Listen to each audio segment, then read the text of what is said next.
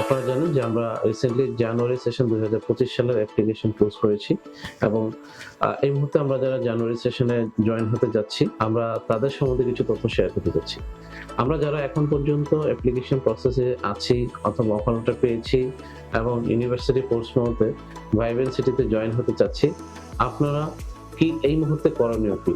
আপনাদের জন্য করণীয় হচ্ছে please take action to meet all the conditions that mentioned in your offer letter. Number 2, check your bank status, that is starting your bank statement, confirm your payment, clear your interview and ইউনিভার্সিটির প্রয়োজনীয় তথ্য বা document চেয়ে থাকে সেগুলোর action নিতে।